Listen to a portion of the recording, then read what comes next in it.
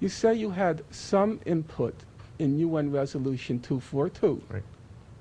Now, if somebody had some input into UN Resolution 242, you have to have known who the main framers were. Absolutely. They were Arthur Goldberg. Who was and my who? boss. And who he was the was second? my law clerk. Who was the second? Oh, I think his name was Lord Shawcroft, the British ambassador. Yeah, Lord who? I don't remember.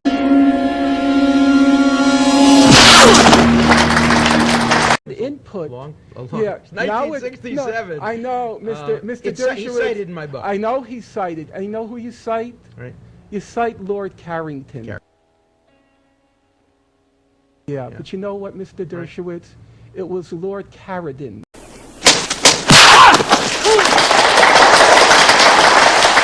Mr. Dershowitz says, I'm on the extreme end. You are. He's in the mainstream. Right.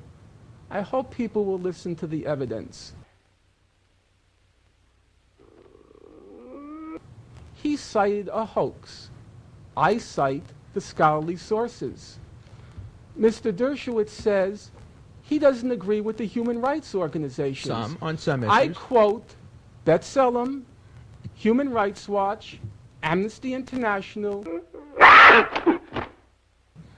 I quote the mainstream sources, the mainstream numbers. He quotes internal investigations of the IDF and hoaxes. But I'm the extremist. But I'm the extremist. But I'm the extremist.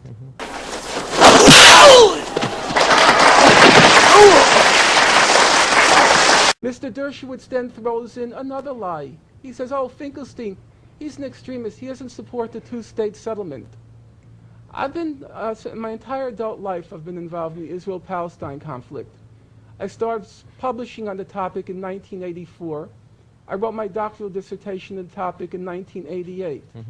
I lecture about 2 or 3 times a week on the topic. I'd like you to show me a statement where I say I don't support the two-state settlement.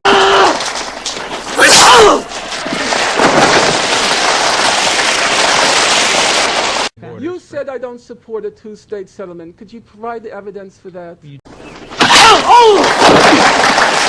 You don't support the kind of two-state The kind settlement of. that is today's consensus, which means that Israel has the right to define its own existence and to create borders consistent not with the pre-1967 lines, which Abba Eban, who was a great dove, called the Auschwitz lines, but rather with 242.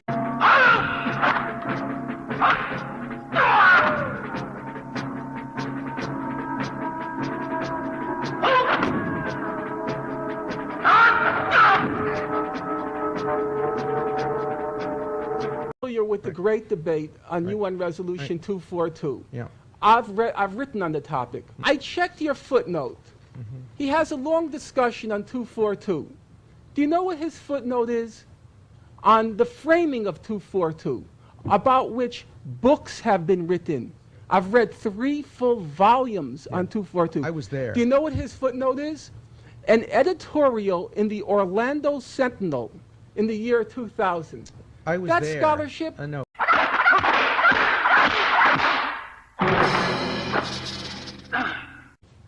Listen to his source.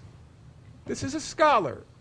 The first source is One Day in September, Sony Pictures, www.sonypictures.com. It's also a book. That's page 257, footnote 21. It's also a book. A Sony picture. Number 2, please listen carefully. Right. Some key dates to the Israeli-Palestinian conflict. I checked that source. I spent some time. I'm not very computer literate, but I spent time tracking it down. You know what the source was? It was a chronology to a high school syllabus. But, is that serious? But nobody disputes the Is fact that serious? 3,000 to 4,000 people were Mr. killed. When you have an undisputed, is that a serious source? When you have an a chronology to a high school syllabus. Let me ask you this question: do you dispute the conclusion? 3,000 to 4,000 people we're talking about the killed? kinds of sources you you even put have forth. to cite a source. A Sony for that. picture. A No, Sony no, picture. it's a book. And a high school curriculum. One Day in September is an important book that came out. www.sonypictures.com/classic/one day Yeah, very serious source. Because Professor nobody Dershowitz. disputes that. I No, mean, no, no, I'm no. really humbled by that source.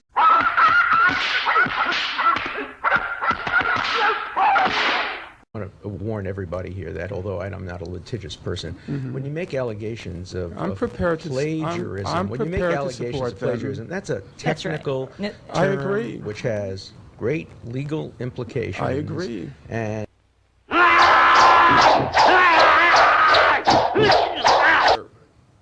in Joan Peters' book, From Time Immemorial, she coins a phrase. The phrase is turn speak.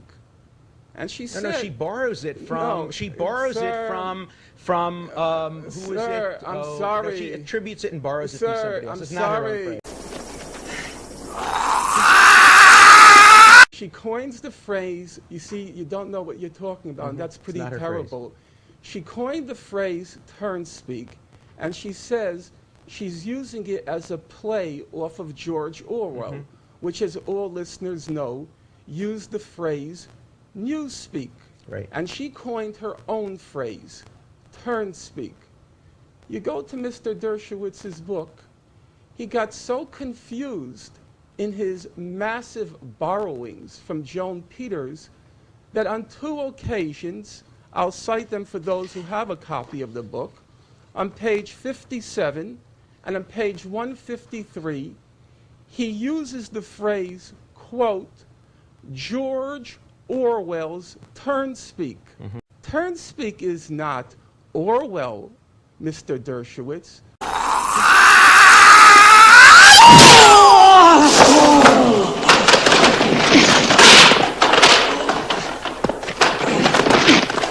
Turn speak is not Orwell, Mr. Dershowitz.